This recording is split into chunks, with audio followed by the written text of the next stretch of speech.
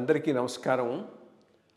IYR talks మొదలుపెట్టి ఎఫెక్టివ్గా postings మొదలుపెట్టి ఒక సంవత్సర కాలం అయింది. ఈ సంవత్సర కాలంలో సబ్స్క్రైబర్స్ బేసు 3,000 నుంచి 33,000 దాకా పెరిగింది. ఐవైఆర్ టాక్స్ను ఆదరిస్తున్న మీ అందరికీ నా ధన్యవాదాలు. భవిష్యత్తులో కూడా ఇదే రకంగా ఐవైఆర్ టాక్స్ని మీరు ఆదరిస్తారని ఆశిస్తూ ఉన్నాను. Thank you. నమస్కారం కృష్ణరావు గారు. ఐవైఆర్ టాక్స్కి పునఃస్వాగతం. ఇటీవల తెలంగాణలో ఈ మార్వాడి వ్యవస్థ మీద ఒక చిన్న యాంటీ క్యాంపెయిన్ కింద స్టార్ట్ అయింది. మరి వాళ్ళు అనేక చోట్ల అనేక రకాలుగా వ్యాపారాలు చేస్తూ ఈ వాణిజ్య వ్యవస్థలో ఒక విధమైన పాత్రను పోషిస్తున్నారు. ఈ కాంట్రవర్సీ వెనకాల ఉండేటువంటి పూర్వపరాలు ఏమిటి? దీన్ని మీరు ఏ విధంగా చూస్తున్నారు? అంటే ఒక చిన్న జోక్ ఒకటి ఉంది.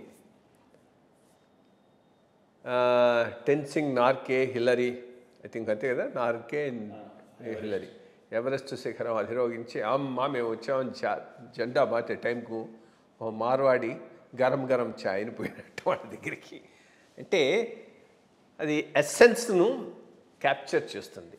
ఒకటి పుష్ఫుల్ పీపుల్, వ్యాపారంలో బాగా రాటు తేలి ఉన్నటువంటి వాళ్ళు, సక్సెస్ కోసంగా గట్టిగా కష్టపడేటటువంటి ఆ వ్యవస్థను ఆకళింపు చేసుకున్నవాడు మార్వాడి. మార్వాడి అనేది కొత్తది కూడా కాదు. ఇప్పుడు వీళ్ళు ఎందుకు గో బ్యాక్ అంటున్నారో నాకు తెలియదు, కానీ మార్వాడి అనేటటువంటి వాడు ఈరోజు వచ్చిన వాడు కాదు. తెలంగాణకు కుతుబ్ షాహీల్ టైం నుంచి ఉన్నారు, నైజాం టైం నుంచి ఉన్నారు. ఇన్ఫ్యాక్ట్ మేజర్ మార్వాడి పాపులేషన్ హైదరాబాద్లో ఏదైనా ఉందంటే అదంతా ఓల్డ్ సిటీలోనే ఉన్నది.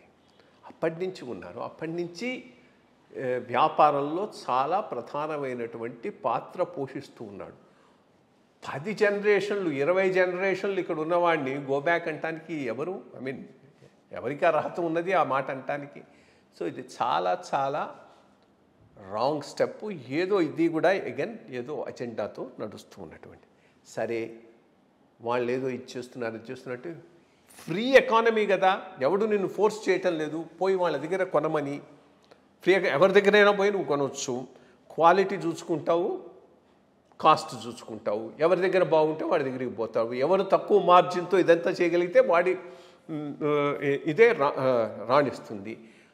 పోనీ మొత్తం ప్రభుత్వ భూములన్నింటినీ కబ్జా చేసి దాని ద్వారా వీళ్ళు లబ్ధి పొందుతున్నారంటే అది లేదు. అట్లా ఎవరైనా చేస్తుంటే దాని మీద నువ్వు ఎజిటేట్ చేసావంటే అర్థం ఉంది. ఎందుకంటే అది కామన్ ప్రాపర్టీ, గవర్నమెంట్ ప్రాపర్టీ, వీళ్ళందరూ కబ్జా చేశారు, దానివల్ల లాభం పొందారని. అది కాదు కదా. వీళ్ళు by their own hard work, business acumen వస్తున్నారు.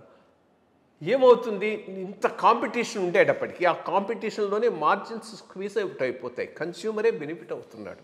సో అది ఏదో వీడు డబ్బులు చేసుకుంటా అంటే మరి 24 గంటలు పనిచేసేవాడు తప్పకుండా 8 గంటలు పనిచేసేవాడి కన్నా ఎక్కువ డబ్బు తీసుకుంటాడు. అది మన ఛాయిస్. మనం ప్రొఫెషన్లోకి వచ్చిన రోజే లిమిటెడ్ ఇన్కమ్ ఉంటుంది, బిజినెస్లోకి పోతే హైయర్ ఇన్కమ్ ఉంటుందని తెలిసే ప్రొఫెషన్లోకి వచ్చి ఉంటూ ఉన్నాం. సో దీనివల్ల ఏదో పోతున్నాం అనేది పొరపాటు. రెండోది, గ్రామీణ ప్రాంతాలకు ఇంకా ఎక్కడ మార్వాడిని నేను ఎక్కడో చూడలేదు. తెలంగాణలో కూడా mostly it is an urban based community. Urban based మార్వాడీలు కూడా ఒకటి కాదు. మనమంతా మార్వాడీలు అనేటటువంటి దాంట్లో చాలామంది ఉన్నారు. జైన్లు ఉన్నారు, వాళ్ళు మోస్ట్లీ గుజరాత్ నుంచి వచ్చిన వాళ్ళు. మార్వాడీస్ కూడా అందరూ వైశ్యులే కావాల్సిన అవసరం లేదు. మార్వాడీస్లో అక్కడ డిఫరెంట్ మార్వాడ్ ఏరియా నుంచి వచ్చిన డిఫరెంట్ కులస్తులందరినీ మార్వాడీలు అని అంటారు. సో అది కూడా కరెక్ట్ కాదు. సో ఇది ఏదో అజెండాతో నడుపుతున్నటువంటిది. ప్రభుత్వం వెంటనే దీనిని వెనుకున్నటువంటి వాళ్ళను ఐడెంటిఫై చేసి తగిన చర్యలు తీసుకోకపోతే డేంజరస్. ఎందుకంటే ఇండియా ప్లూరలిస్టిక్ కంట్రీ. ఎక్కడో ఒక చోట ఇట్లా జరిగిందనుకో, రేపు ఎక్కడో రాజస్థాన్ లాంటి చోట్లలో తెలంగాణ గోబ్యాక్ అని ఎవడో పట్టుకొని ఏదైనా చేశారనుకో ఫ్లేర్ అప్ అవుతాయి ఇవన్నీ. సో యాక్చువల్లీ ఎథ్నిక్ టెన్షన్స్ అనేటటువంటిది ప్లేఅప్ చేయడానికి ఇండియాలో చాలా ఈజీ.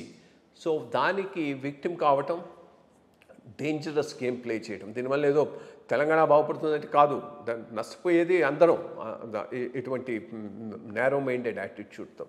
దీనికి ఒక లెవెల్లో స్వస్తి పడేటట్టుగా ప్రభుత్వం కఠినమైన చర్యలు తీసుకోవాల్సిన అవసరం ఎంతైనా ఉన్నది. అంటే ఒక గ్లోబల్ విలేజ్ గ్లోబలైజ్డ్ కాన్సెప్ట్లో చూస్తే ఐ థింక్ మీరు చెప్పినట్టు కాంపిటేటివ్ రేట్స్లో సప్లై చేస్తే వాళ్ళ వ్యాపారం కూడా దెబ్బతినే అవకాశం ఉంది. ఇప్పుడు ఏంటంటే మనం చూసేటట్టయితే ఇంటర్నేషనల్గా ఉండే చైన్స్ అన్నీ మొత్తం ఆల్ ఓవర్ ఇండియా వస్తున్నాయి. ఇంకొకటి బేసిక్గా ఎవరో చెప్పారు, మరి ఎంతవరకు నిజమో కానీ, మార్వాడీల్లో ఉన్న ఒక పెద్ద ప్లస్ పాయింట్ ఏంటి అంటే, ఎవడైనా ఒకటి బిజినెస్ కాస్త పుంజుకోలేదు అనుకుంటే జూనియర్గా ఉంటే మిగిలిన వాళ్ళు సపోర్ట్ చేస్తారు, వాడు మళ్ళీ ఒక స్టేజ్కి వచ్చిన దాకా. ఆ రకమైనటువంటి సపోర్టివ్ సిస్టమ్స్ మిగిలిన కమ్యూనిటీస్లో లేవు. వాటిని బిల్డప్ చేసుకోవాలి. కానీ వాడెవడో ఆ రకంలో సపోర్ట్ చేసుకొని పైకి వస్తున్నాడు కాబట్టి వాడికి ఇంటికి అవుతామంటే ఇదంతా క్రాబ్ మెంటాలిటీయే కానీ అంత మించి ఇంకేం లేదు. మంచి విషయం చెప్పారు. మరి తెలంగాణ గవర్నమెంట్ ఏ విధంగా దీని మీద ఒక స్టాండ్ తీసుకుంటుందనేది చూడాలి.